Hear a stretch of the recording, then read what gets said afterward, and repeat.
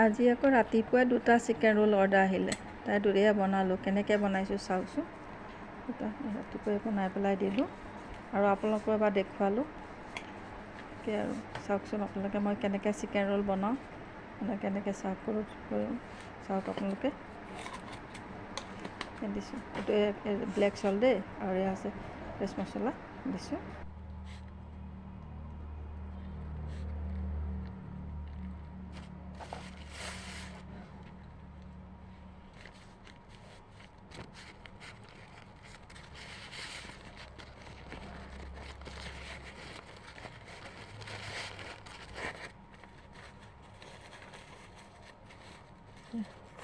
আৰু